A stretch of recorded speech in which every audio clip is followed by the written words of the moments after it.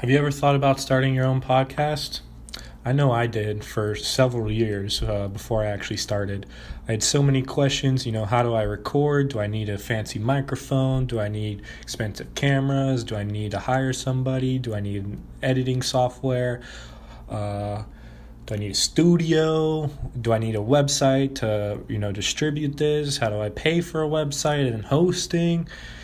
How do I get people to listen? How do I make money?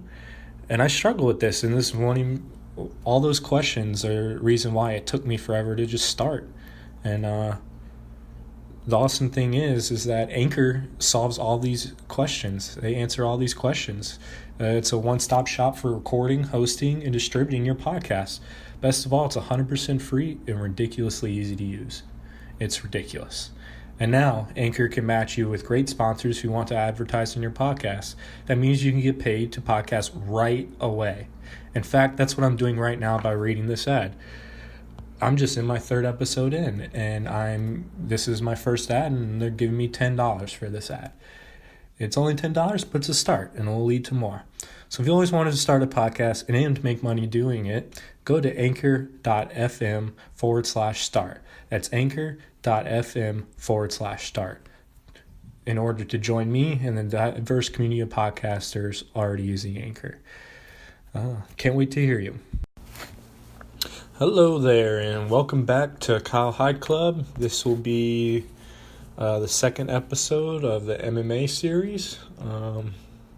Just a quick intro, quick details of what this little episode will be about. I'll be recapping the UFC 235 fights that happened this past weekend on March 2nd. I'll start with literally the very first fight of the early prelims all the way to the main card. I'll just try to give my quick little 2 cents on each fight and what I saw. Of course, I'll probably go in some tangents, with this coffee weed brain, so we'll see how that goes.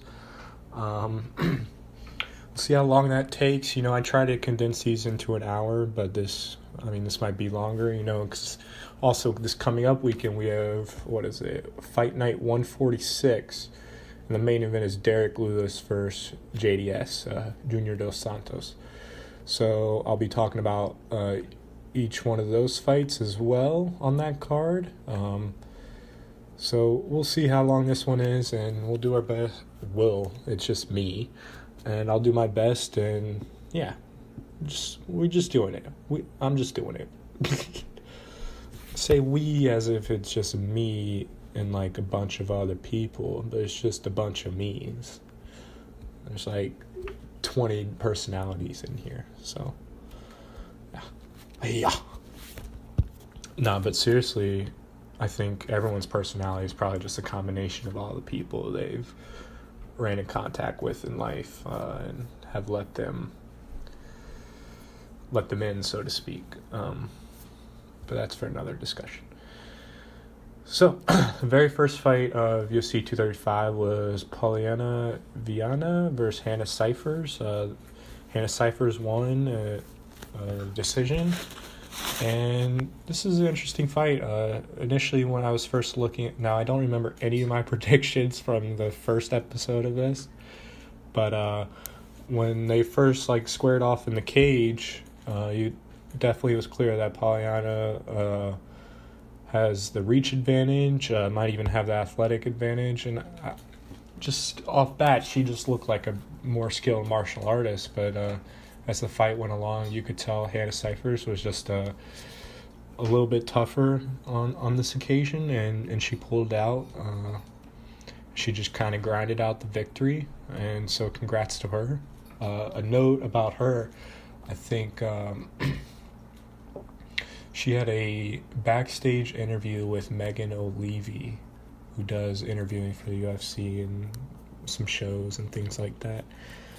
She actually does a lot of stuff, but she's really good. But she interviewed Hannah Cifers, and it was by far the most awkward backstage interview, or probably interview period, that I've ever watched. You could tell that Hannah Cifers doesn't like speaking, in interviews or public speaking or anything like that. She was very quiet and shy and soft-spoken. and you could tell that she didn't want to be there. And they just kept asking her questions. Even fucking Joe Rogan. I busted out laughing when this happened, but fucking Joe Rogan, after the interview was ended, they finished up the questioning, her and Cyphers and Megan O'Leary.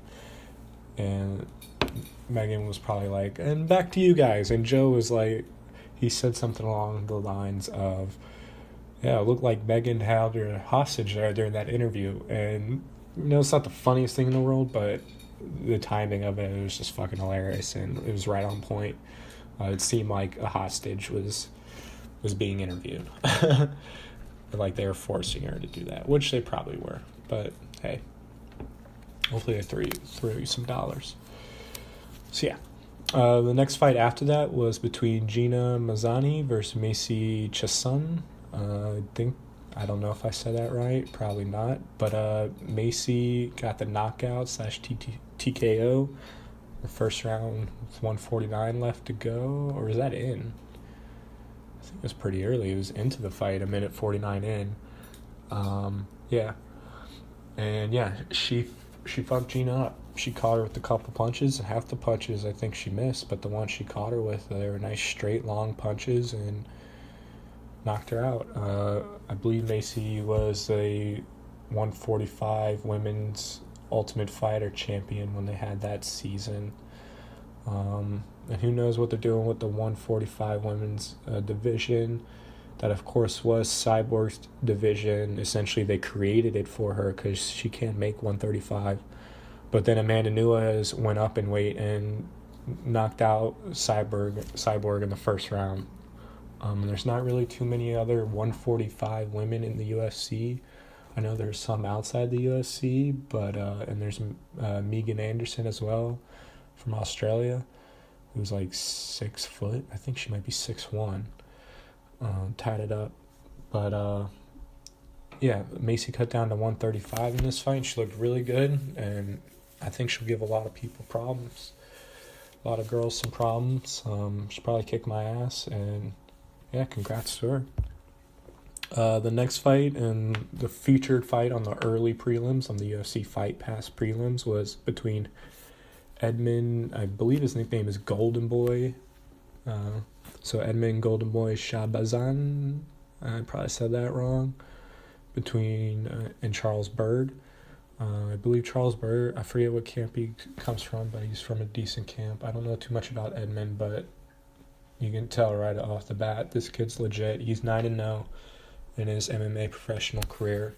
He got a KO in the first round within 38 seconds, and yeah, just took it. Charles Byrd. Just got to finish real quick, made a name for herself, told Rogan he wanted to be on the podcast. I said, good luck, young buck. String a couple more wins like that, and you definitely will be. You can't be calling that in a Fight Pass fight, man. Come on. But I get it. I would have done the same. I'd do the same thing. If I just walked by Joe Rogan on the street, I'd ask him, hey, get me on the podcast. He'd look at me and be like, who the fuck are you, you weirdo? So I understand. The next fight after that, to start the prelims, was Cody Stamann versus Alejandro Perez. This is a really good fight. I wasn't sure who was going to win this. I didn't know too much about Alejandro going into it, but I saw Cody Stamann fight a couple times. And it was a good fight. Lots of back and forth action, but I think Cody did just enough to get the W. He pulled it out. On the scorecards, he got the decision in the third round. Look forward to both those guys fighting. Stamann he might not get a top 15 guy, but he'll get a guy probably next that's on the cusp of top 15. Even though I think he had some tough fights before that. But he looks good. And they both look good. Happens Perez just had to be on the losing side of the decision. The next fight was crazy. It was between Misha Serkinov, the legend, and Johnny Walker. And you guys are going to want to remember that name, Johnny Walker. I mean, it's not hard to remember. He's a Brazilian guy. He's a long dude. It kind of looks like a lighter John Jones with a mohawk. And that's how he looks like in the cage, too. And it's light heavyweight. And he knocked out Misha in the first round in 36 seconds with the flying knee. Just a perfectly timed flying knee. It looked like Misha... It didn't look like he was really shooting too much, but he was definitely going for like a body clinch at least. And as he like dropped his head a little bit to do that, Johnny Walker hit him with the flying knee straight on the face, like literally. Dropped him and I think he put a couple more punches on him and finished the show. It was really impressive. Who did he... I forgot who he fought literally a month ago. He fought literally 4 weeks ago and knocked the guy out in the first round as well. So it'll be nice to see him fight again, and I look forward to it. Unfortunately, dude literally hits the flying knee and crazy-ass finish, and then he does a salute, and then as he does the salute, he tries to fall straight down into the worm, and he did this his last fight, so he can do it. He's obviously practiced this. But this time when he did it, when he went to catch himself as he fall, before he, like transitioned the worm, his shoulder popped out of socket because all the weight. I mean, he's a big dude, and you shouldn't be trying something so athletic after you just finished the fight. I mean, I know you had a ton of energy left. You only fought for 36 seconds. So, I mean, I get it. But, dude literally dislocated his shoulder. I haven't heard anything about it since. It's just Monday after the fact. Long day at work. Haven't really checked social media, the UFC talk at all yet. But yeah, he looked good. Don't get hurt celebrating anybody. And yeah, I look forward to him again. Congrats to him. Sucks Misha lost like that, but I'm sure he'll be back. And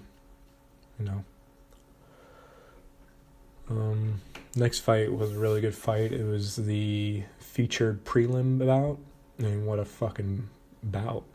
Fucking Jeremy Stevens versus Abit Magomed Shapirov. I say his last name probably different every single time, and I probably say it wrong every single time. But Jeremy Stevens versus Abit, this ended up going 3 rounds, the full 3 rounds. Zabit got the decision. Jeremy Stevens looked like he was shocked at when the decision called that he didn't win. But, I mean, everyone in the building knew Zabit won. He just had higher volume. The strikes he hit him with looked like they damaged more. Now, Stevens didn't fight bad. He fought pretty good. There's a few times he got inside on Zabit. I'm sure he probably would have liked to do that a lot more. But it's a lot easier said than done. And, kind of surprised they didn't get a fight of the night, award, and get $50,000 each. But it is what it is. It was a great fight. It was a great way to close down the prelims into the main event on pay-per-view. Oh, and those prelims were on ESPN, so that was pretty cool. It's pretty cool to see. I mean, I don't even have TV. I still just watch it on my computer. But it's, I was growing up as a kid, and before school ESPN, after school ESPN, whenever I had the TV on, even if it was on the background, just doing homework, it was always ESPN. I always knew what was going on in the sports world. Well, fuck the other world. So it's pretty cool to see the fights on the biggest sports platform in the world. It's pretty cool, and I bet the fighters love it. So the opening fight of the main card was between Cody No Love Garbrandt and Pedro Munoz. And sad to say this, but the same shit happened again to Cody Garbrandt, man. Pedro got the KO in the first round, 4 minutes and 52 seconds in, so there's 8 seconds left on the clock of the very first round, and he finished Cody. And essentially, Cody looked good. He looked like the better fighter, the more technical, the faster.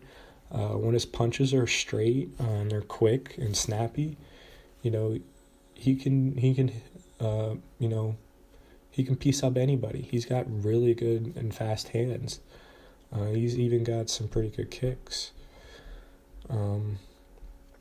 And I believe it's where it started to go downhill was he caught, I can't remember the exact punch or combination, or even if it was a kick, but he caught Pedro Munoz clean and hurt him.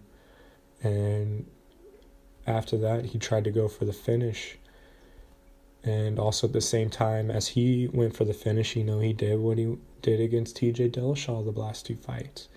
His punches got so long, and you could see it. I could see it before he even started, and I'm not by no means any close to being a professional analyst at all. But you could see, he's throwing every shot from behind his back and trying to put it all, end it all right there in every single punch. And when he got hurt, he didn't stop. He got clipped a lot of times by Pedro Munoz, and he just kept doing it. When he, and I don't blame him. You're in a fight. It really is like life or death. It's like wartime. But when he either smells blood, whether that's his opponent blood or his own blood, taste your own blood in your mouth from getting hit, too hard, and you get a cut or whatever. A flip just switches and he goes into war mode and just tries to end it. And he's a really good fighter. He showcased that when he fought Dominic Cruz, and even when he fought Dillashaw in the beginning of this fight, beginning of all those fights, until he smelt blood, started cocking his punches back. They're just too fat. And Pedro Munoz, he said this after the fight. He knew this is exactly what was going to happen. He knew Cody was an emotional fighter. He knew that if he got him hurt, or vice versa, that his punches would start to get long, they start to get loopy, and that's when he would make his move and just he'd punch him hard right back. It's just not as loopy. And all you gotta do, when you just open yourself up like that, you're not being defensive at all. It's literally a puncher's chance, and you're literally just trading a punch back and forth and seeing who can knock the other guy out first. And all 3 times it was the other guy. When Cody Garbrandt was fighting, the dude's tough as nails. He's a great fighter. I really hope he bounces back, but he's got to address that, man. He's had 3 straight fights and 3 straight bad knockouts, unconscious knockouts. Your head's hitting off the canvas, face down, ass up. It was tough to watch. But fucking hell of a fight. They won fight of the night, even though they only went a round. But those last 30 seconds or minute were just insane. And I was like, oh my god, somebody's gonna die. They were thrown with fucking killer intent, but it was awesome. But the next fight was between Tisha Torres and Weili Zhang. I believe is how you say it. They probably got that wrong too, but Tisha Torres, I believe, was ranked number 6 at the time. Zhang was number 15, so just ranked. And she ended up winning the decision, all 3 rounds, and she pretty much handled every facet of the fight, pretty much. I mean, she didn't, dominate Tisha Torres, but she, had higher output, had the more damaging strikes, and, just overall better game. And so she won. She'll probably be top 10.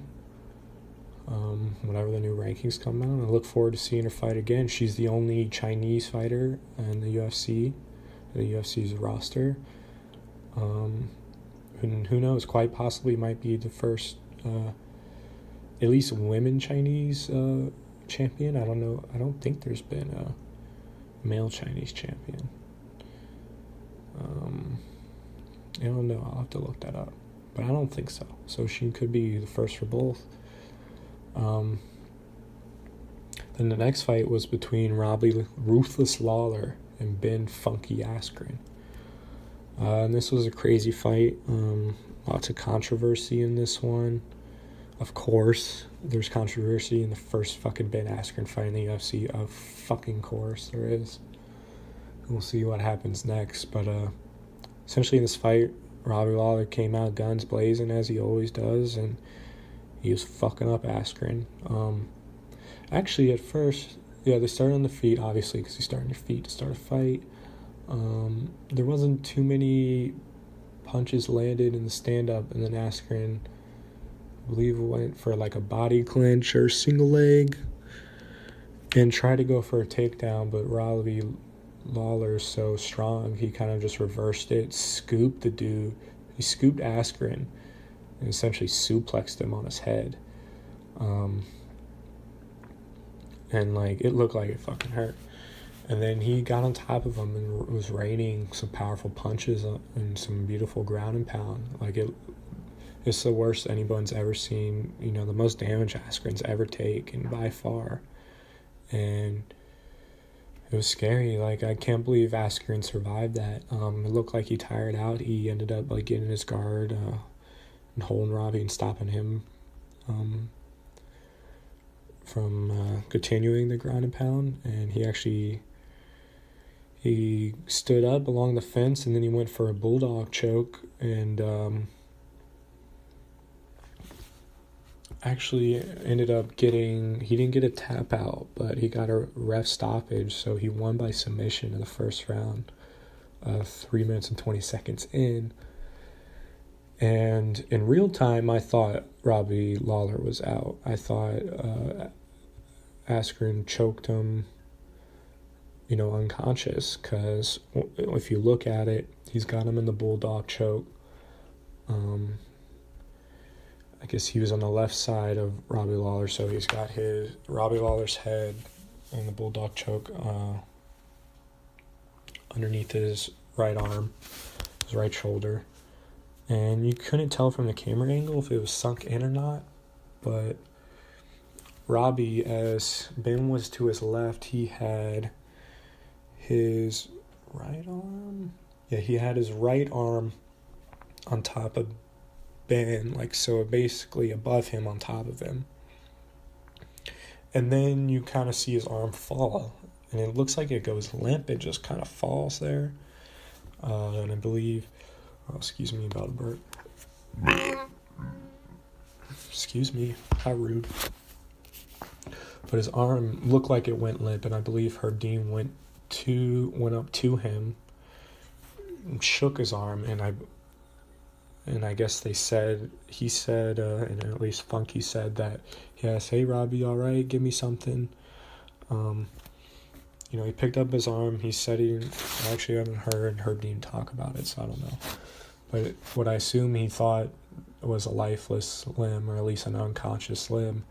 And then he waved it off, and he told Askren to stop.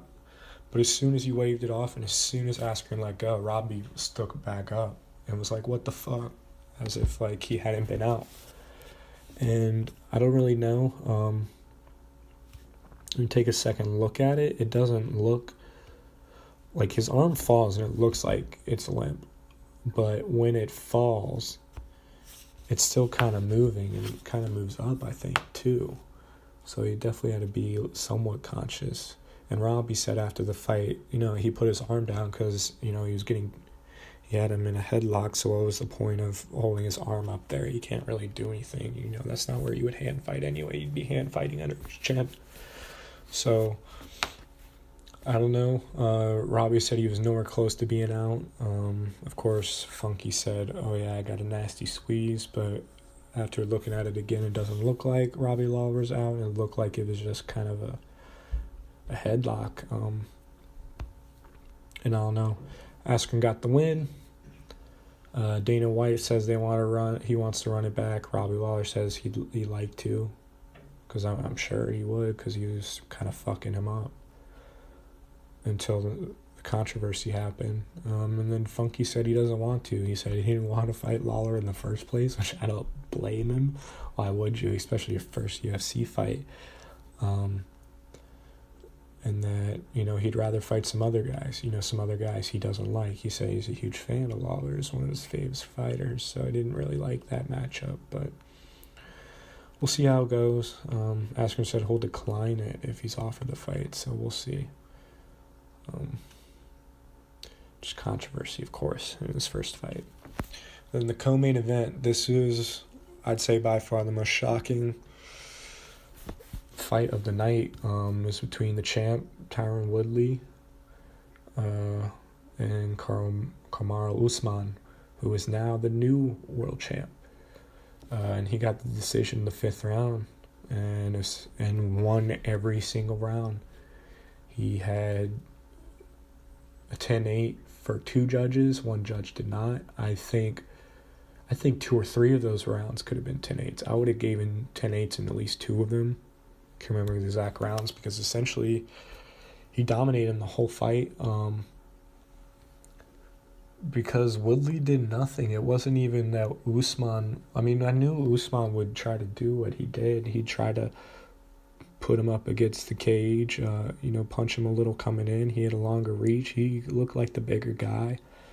And just keep pressuring Woodley. And even though Woodley likes getting pushed back against the cage, he would just keep that constant pressure and make him uncomfortable, get his timing off, and get his rhythm off. And essentially that's what happened. Usman dictated the fight from the moment they said, let's go, to the final horn. And that's all there is to it. I don't even remember Woodley landing any punches. He barely even threw. And Usman kind of took him down with ease too. He hit him with a lot of body shots. I think he wore him down after a while. And he just beat him up, man. That's all there is to it. And congrats to Usman. It was a masterful performance, completely dominating. And yeah, we'll see what happens with Woodley. I don't think he'll get a fucking rematch because, first of all, I don't think Dana really likes him. But also, Woodley showed nothing in that fight against Usman. So I don't even want to see a rematch. I'd rather him fight somebody else. And Dana's already said that Usman will fight Colby Covington next. And hopefully beats Colby Covington's ass.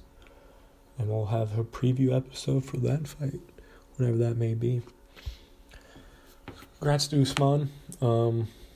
And then the main event was light heavyweight championship bout between the champ John Bones Jones and Anthony Smith. Essentially same thing here. John Jones pretty much dominated from beginning to end. It was pretty much just a striking battle. And Anthony didn't do what he was supposed to do. He was supposed to do what Usman was doing and kind of pressuring him, pushing him up against the cage. Even though John had a much bigger reach advantage, still Smith was supposed to use his length and his punching, his boxing skills, and just try to upset Jones, and he just didn't. Even though Jones didn't knock him out like most people thought he would, he put a good fight on him. And Andy Smith is just a Lionheart. And the guy is durable. It was tough to finish, but he took a beating that night. And yeah, congrats to Bones. Look forward to who he fights next. I'd love to see him and Thiago Santos. I think that'd be a great fight.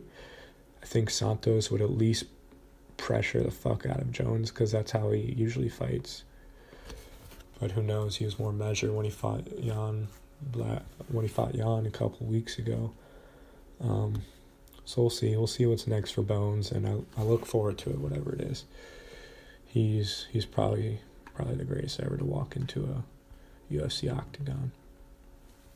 So yeah, it was a decent night of fights. Thought the prelims were really, really good. Main card opened up with a bang with Garbrandt and Munoz. The woman fight was pretty good, and then the controversy with Askren and Lawler kind of set it down a pace, and then not that it was boring to watch Usman dominate Woodley. It definitely wasn't, but it was just kind of like a sour night. Even if I wanted Woodley to win. I thought he was making a great case for himself for the greatest welterweight of all time behind GSP, and maybe potentially better than GSP. But then after this victory, he literally just dropped an A. He did nothing. It was kind of a bummer. And even though John Jones fight, and John Jones is masterful, and he's probably the best, he didn't have a crazy knockout, so it wasn't a crazy, even though the prelims were pretty dope and the main card opened pretty good, just the way it ended, it was just kind of a somber ending. It was just like we didn't even see anything exciting for the last 50 minutes of fighting. The co-main and main both went to the 5-round decisions. So, even though those masterful and dominant performances by the winners, it wasn't the best nights of fight. That's all. It wasn't the worst, but it wasn't the best. So this coming up weekend, Saturday, March 9th, where is this at? Intrust Bank Arena. Where's that? Yeah, I'm thinking like Nebraska. Is that where they're at? Lincoln, Nebraska. Let me see.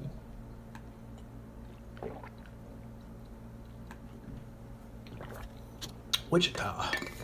They're in Wichita. Wichita, Kansas. That's cool. And that's the main event is Derek the Black Beast, My Balls Are Hot, Lewis. And of course, JDS, Junior Dos Santos, the veteran, back at it. He had a really good showing last time out, I believe. And let's go through these fights really quick. This is Fight Night 146. Let's see. The prelims will be on ESPN Plus.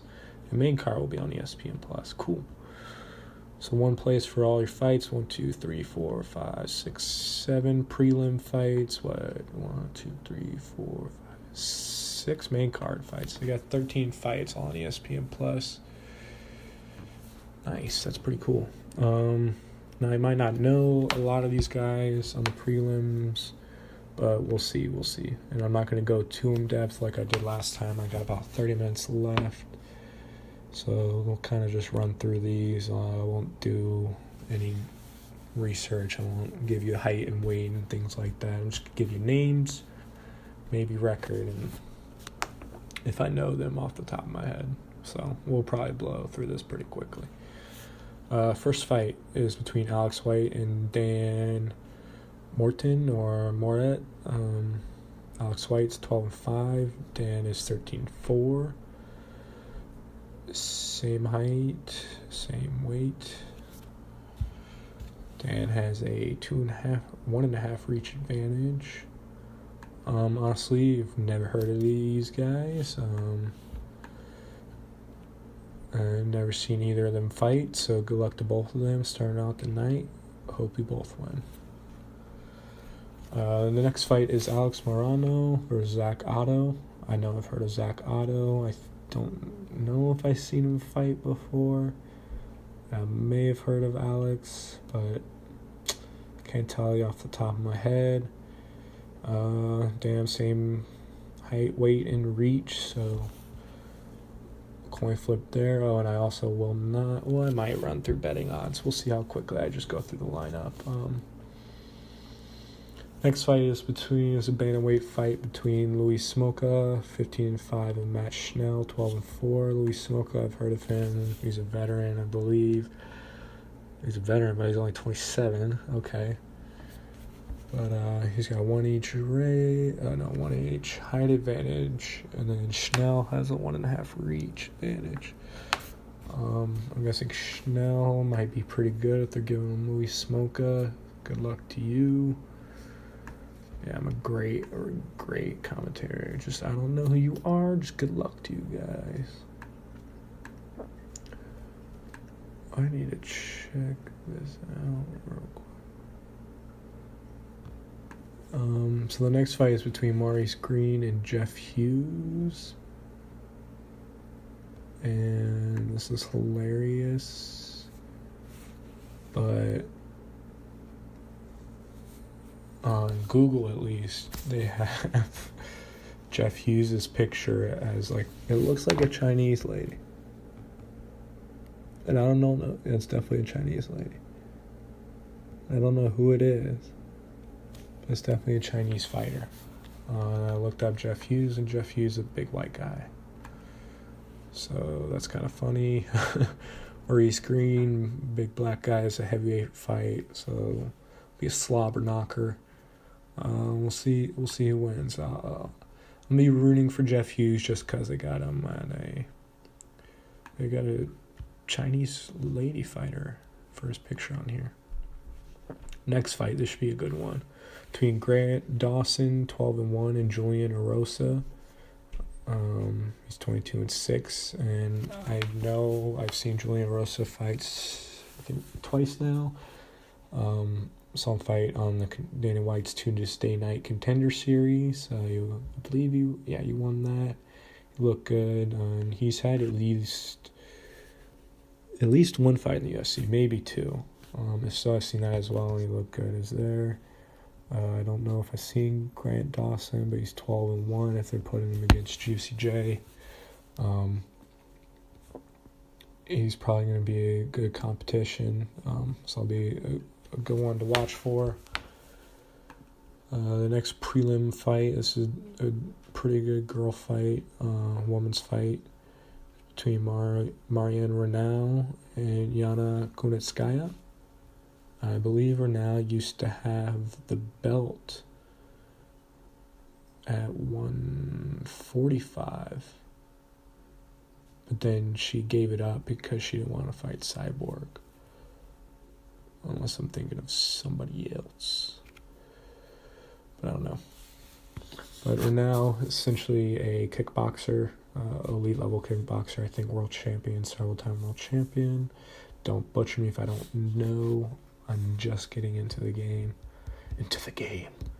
Yuna Kaneskaya, definitely one of the most attractive UFC fighters on the roster. And she's pretty much got I don't know, I haven't seen her ground game, but she's got some good kickboxing skills now. I don't think the world class level. And Kunitskaya actually fought Cyborg and for the title a little while back, and she got her ass beat, but she stood her own. But yeah, we'll see how she does against Marianne Renaud. I probably have Renaud to win this, just if it stays a kickboxing fight. In the featured fight, let's see, I don't want to run out of time here. 36. The featured fight on the prelims is Anthony Rocco Martin versus Sergio Moraes. I've heard both these guys, seen them both fight. I don't remember them too much off the top of the head. It should be a good one. Rocco's a little younger by 7 years. Sergio's been around for a little bit. He's 36. Same height. Rocco's got a 1.5 reach advantage. We'll see how that one plays out. I think he'll end up pulling off the win using his reach and keeping distance, and hoping that works out. I'll start off the main card for UFC Fight Night 146 is Tim Boesch versus Omari Akhmedov. Tim Boesch, of course, UFC veteran. I don't know how long Omari Akhmedov's been in the UFC, but he's had a couple fights. Boesch is 21-12. Akhmedov is 17-4-1. Boesch 38. Akhmedov 31. Same height, same weight, and Boesch will have 1 inch reach advantage. Now I'd love to see Boesch. I can't remember the last time he fought. It's probably been a while, and I'd love to see him win. I guess I'm gonna call it as a comeback fight, but just because I haven't seen him a little bit. I think Omari Akhmedov is just the more, not even seasoned fighter, because Boesch has probably been doing it longer, but just more in tune.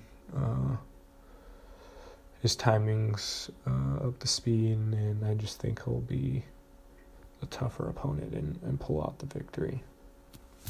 But good luck to both guys. Next fight is a lightweight fight between Beneil Dariush and Drew Dober. Beneil Dariush 15-4-1. Drew Dober's 28-0 with 1 no contest.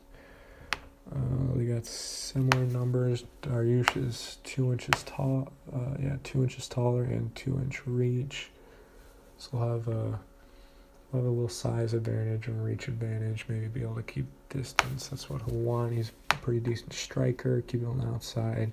But I think he still has good enough jiu-jitsu to, finish some submissions. I don't think I've seen Drew Dober fight. He just looks like a stocky white guy. So we'll probably be looking in there to brawl, maybe wrestle a little bit. If he can put Dariush on his back and stay out of a triangle or stay out of an armbar, he might be able to pull this one out with pressure and top game and maybe a couple punches here or there. We'll see. Not an expert. Next fight is a heavyweight fight between Blagnoy Ivanov and Ben Rothwell. Talk about UFC veteran. I can't remember the last time Ben Rothwell fought either. But Blagnoy is 16-2 with 1 no contest, and Rothwell's 36-10. He's been said 46 professional fights. 37 compared to 32. Rothwell will have a 5-inch height advantage and a 5.5 reach advantage, and 15 pounds on Ivanov, which will be huge. Yeah, Rothwell's definitely is a big guy, taller, lengthier. Definitely be able to control distance. But I don't know, Ivanov, I don't know how to say his first name. Is it Blagoy or Blag? I don't know. I'll just call you Ivanov. Ivanov is scrappy. I think he'll be able to get on the inside him a little, give some body damage to Rothwell and beat him up a little bit. But if Rothwell can keep him up on the outside and land a heavy punch, could be lights out. But it could be lights out for either one of them. So we'll see. Rothwell's been around for a while. Who knows how his chin will hold up, but definitely look forward to seeing that fight. Again, a heavyweight fight, so we'll probably see some fireworks. We'll see some bombs thrown. Will be exciting. So the next fight is a welterweight bout between Tim Means and Nico Price. Tim Means, of course, UFC veteran. He's 28-10-1 with also a 1 no contest. Nico Price, up and comer, 12-2 with 1 no contest. 6 years age difference. Means will have a 2-inch height advantage. Price has a 1-inch reach advantage. So the height advantage is kind of nullified by the 1-inch reach advantage. Honestly, I love seeing Tim Means fight. He's been around for a while. It's been cool to see him. He's a UFC stable, stablemate essentially. I'm not trying to say he's a horse, but he's a guy in the UFC roster that you could rely on to come in and put on a good fight that the fans will enjoy. He's got a decent name, decent amount of popularity behind him, and fans will be excited to watch him fight. He's got an exciting style, but I think the young gun will be just, the young buck will just have too much energy for him. I think he's probably stronger than Means, even though Means probably got that grown man strength or that dad strength, and he's got the experience. But I think Nico Price has the raw power and talent, and if he continues his upwards trajectory, he should be better than Means could ever be. But we'll see. I don't want to put it past Means that he, saying he can't win, because he definitely can. Didn't that just happen? What fight was that where... Oh, yeah. I didn't talk about the fucking... Wow. Diego Sanchez versus Mickey Gall. I know I missed one. How did I miss that fight? But essentially, this is the same thing I'm talking about. Diego Sanchez, veteran, UFC 1, and Mickey Gall's up and coming great wrestling. And Diego Sanchez completely dominated him, knocked him out in the second round. 4 minutes 13 seconds, and it just went to prove that you can't teach experience. You just have to get it. You just got to get that octagon experience. And Sanchez even dominated Gall in the wrestling, and just big dogged him essentially. So I mean, this fight I was just talking about, Tim Means versus Nico Price, reminded me of the fight this past week between Diego Sanchez and Mickey Gall. I'm kind of upset on myself I didn't fucking see that one, because I really would have loved to talk about that one in depth, because that was a really good fight. And Diego Sanchez actually got a performance bonus, so that was pretty cool to see. He looked really, really good versus a pretty good young stud and a guy that's got pretty good ground skills. So back to Fight Night 146. The co-main event is, oh god, I'm going to butcher this name. Eliseu Zaleski dos Santos is 20-5 versus Curtis Millender. I believe Curtis Millender was on the Contender Series. If not, I apologize if you weren't. It might not have been, but he's 17-3. Both guys are promising guys, welterweight.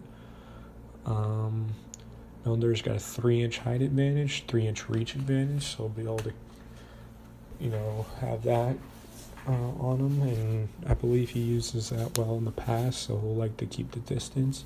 But he's also a strong dude and probably wouldn't mind being on top in the ground game, or might have to sprawl and defend a couple takedowns. Honestly, I haven't seen Eliseu Zaleski dos Santos fight. I don't think I've ever seen his name before, because I feel like I would know this name.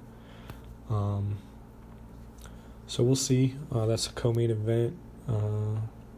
Look forward to it. And last but definitely not least, the Black Beast, Derek Lewis versus Junior Dos Santos. Now this is going to be a great fight. You got Derek Lewis 21-6, won no contest, versus JDS, who's 20-5, so very similar records. JDS is actually only 1 year older than Derek Lewis, which came to a surprise to me. He's 35, Lewis is 34. JDS will also have a 1-inch height advantage, but Derek Lewis will have a 2-inch reach advantage. And he probably has a good 20 pounds on Junior Dos Santos as well. I really can't wait for this fight. Derek Lewis hits like a fucking truck. Just huge, big black dude that will knock anybody out on this planet with one punch. Of course, he got pretty famous when he knocked off Alexander Volkov in the end of the third round. Like closing, I think it was like the last at least 20 seconds. It might have been 10. In the closing seconds, he knocked him out with like one punch, just overhand right, and put him to sleep. And then he took his shorts off, his shorts that he's wearing in the octagon, his fighting shorts, and fucking Joe Rogan asked him why, and he goes, "My balls was hot." And of course, if you haven't seen that meme right now, either one, good for you, and I'm kind of glad. But second of all, find out who the fucking Black Beast is. He's a beast. This man could fight. This will definitely be an entertaining fight. He had a snoozer against Francis Ngannou because Francis was kind of afraid to trade, and they're both afraid to trade because they're both hit like fucking semi-trucks. But usually brings the fireworks and gets a finish. And Junior Dos Santos, he doesn't have a boring fight either. God damn it, who did he fight last?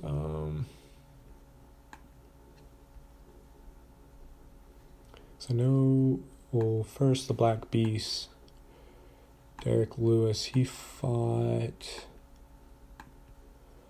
DC. Did he fight anyone after that?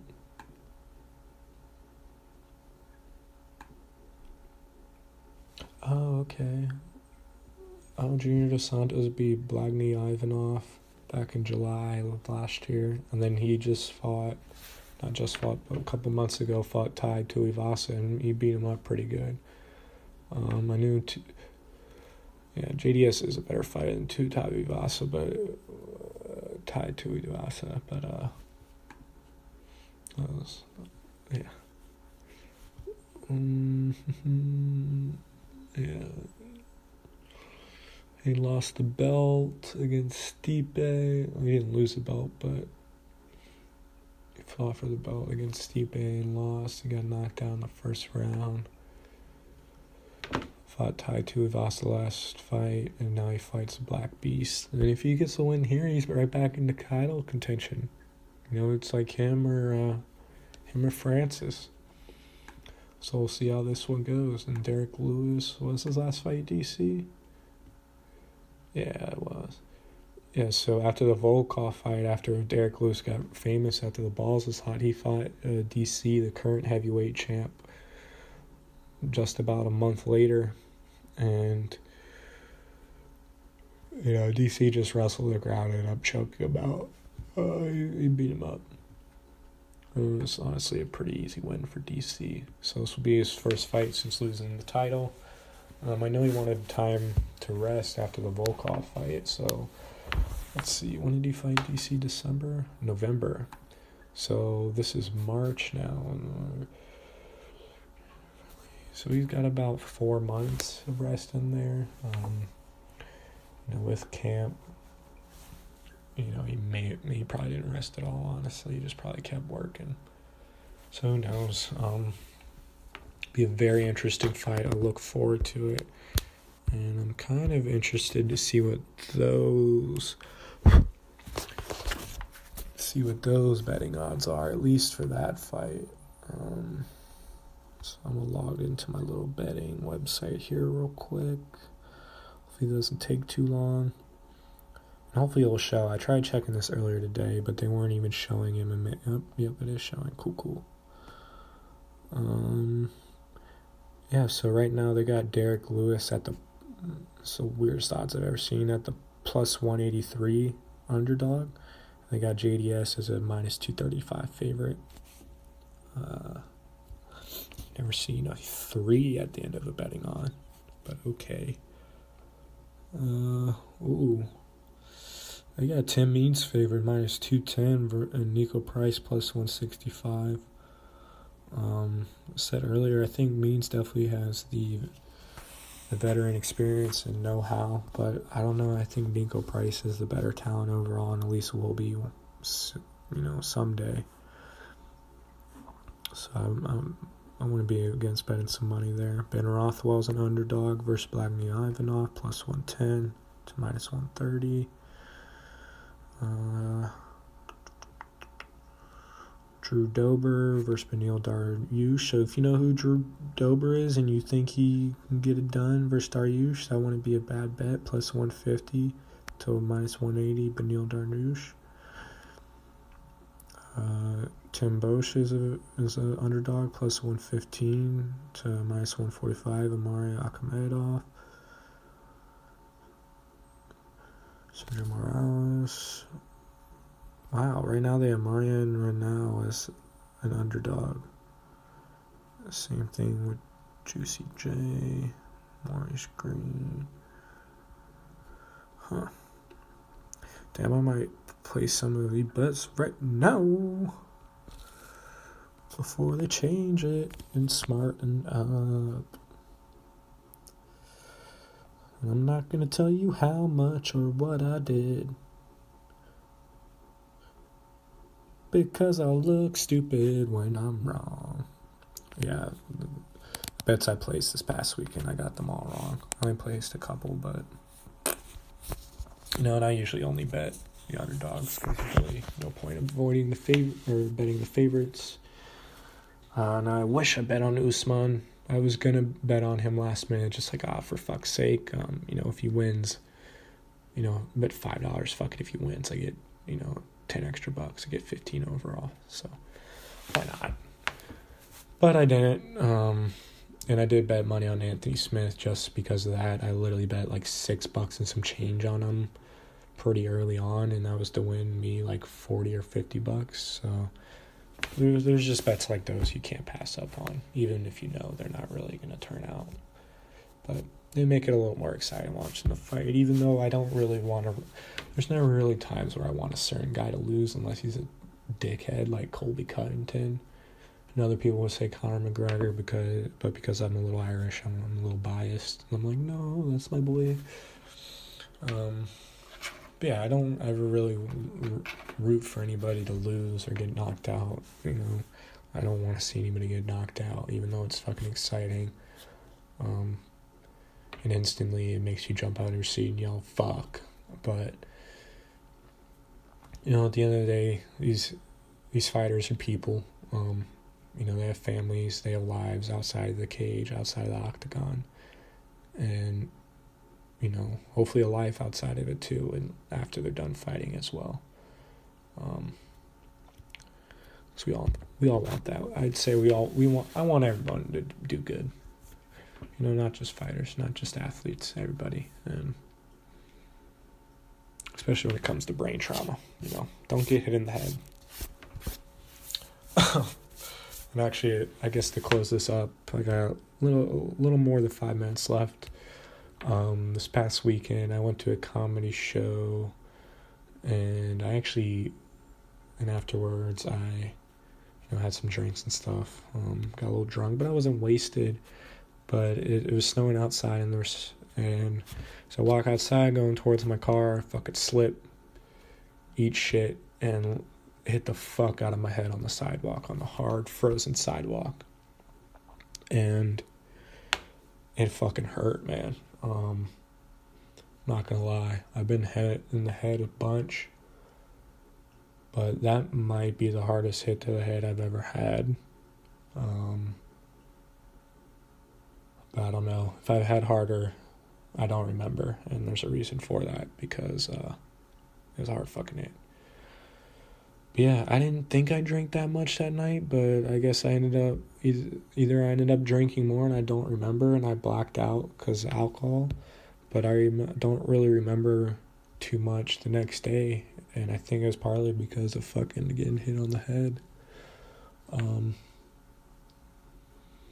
Yeah, I was a little worried the whole next day. My head was throbbing, and it wasn't just normal hungoverness. You know, I got unhungover by the end of the day. But even the next day, so I went out Friday, even Sunday, my head was just hurting. And it wasn't from being dehydrated or still hungover. Like, I didn't go that hard. I had a decent amount of drinks, but I didn't go crazy. But, you know, I said if I didn't, my shit didn't feel fine, or at least improved after a day or two, then, I'd probably have to go to the hospital and check it out and see if something bad wasn't bad. But felt a lot better after a good night's sleep the first night. Actually, I didn't even sleep that long. I slept like 5 hours, but felt amazing after that sleep. And honestly, just smoking a lot of weed. There's some preliminary research out there that cannabis, THC, and CBD really help with brain trauma and just traumatic brain injury, period. I don't know, the data is very preliminary. That I don't even think they've started clinical trials or anything like that with humans, because it's still a federally, banned substance, so you can't really get federal studies on, you can on banned substances, but it's kind of hard. And it's kind of hard not to find shit that's biased, even those that are biased towards the plant. But at least from my preliminary studies on myself, I think it definitely helped a lot. Anytime my head was, especially that first day afterwards, anytime my head was just throbbing, literally throbbing, your fucking heart was beating. I could feel it in my head, and it just felt like my head was swelling. My brain was swelling up and expanding within my skull and squeezing against it. It fucking hurt. But if I just fucking, took a couple rips,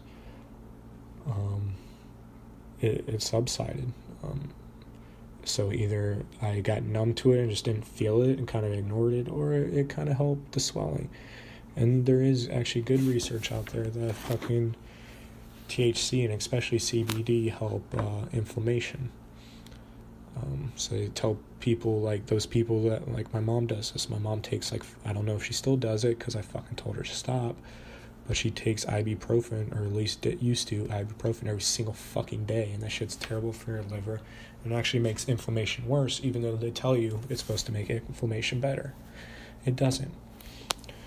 You know, they tell a lot of those people, hey, just like have a little puff of weed. You know, it'll help, you know, untighten your back. It helps unknot things and just, you know, stretch it out a little bit and get the blood flowing.